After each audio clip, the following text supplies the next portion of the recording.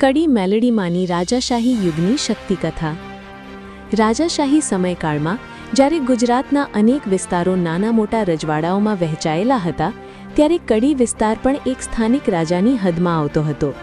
તે સમયનું શાસન બાહ્ય રીતે સુવ્યવસ્થિત દેખાતું, પરંતુ અંદરખાને અન્યાય, દબાણ અને પ્રજાની વેદના છુપાયેલી હતી। કહેવાય છે કે તે સમયમાં કડી નજીકના વિસ્તારમાં એક શક્તિશાળી રાજા શાસન કરતો હતો।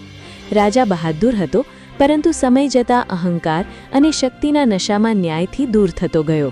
પ્રજા પર અત્યાચાર વધવા લાગ્યા અને ન્યાય માગનાર લોકો માટે દરબારના દરવાજા બંધ થવા લાગ્યા।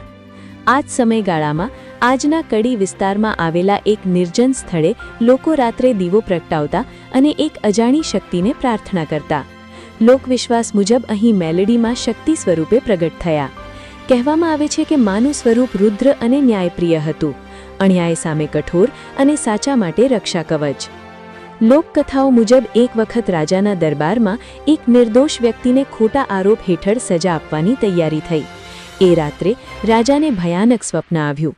સ્વપ્નમાં એક દેવી પ્રગટ થઈ અને કહ્યું, જો ન્યાય નહીં આપશો તો શાસન ટકી નહીં શકે। આ સ્વપ્ન બાદ રાજાએ તપાસ કરાવી અને નિર્દોષ વ્યક્તિને મુક્ત કર્યો। ત્યારબાદ રાજાએ દેવીના આદેશ મુજબ તે પવિત્ર સ્થળે મંદિર બનાવવાનો સંકલ્પ લીધો। આ રીતે કડી મેલડી માના મંદિરની રાજાશાહી યુગમાં સ્થાપનાની લોકકથા પ્રચલિત છે।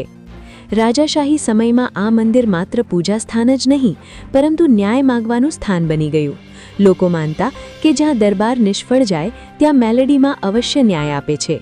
અનેક રાજાઓ અને ઠાકોરોએ યુદ્ધ, દુષ્કાળ અને સંકટના સમયમાં અહીં માનતા માની હોવાની કથાઓ પ્રચલિત છે। સમય સાથે રાજાશાહી શાસન સમાપ્ત થયું, પરંતુ મેલડીમાંની મહિમા અડગ રહી। રાજાઓ ગયા, સિંહાસનો ખાલી થયા, પરંતુ શક્તિ અને ન્યાયની આ પરંપરા આજે જીવંત છે।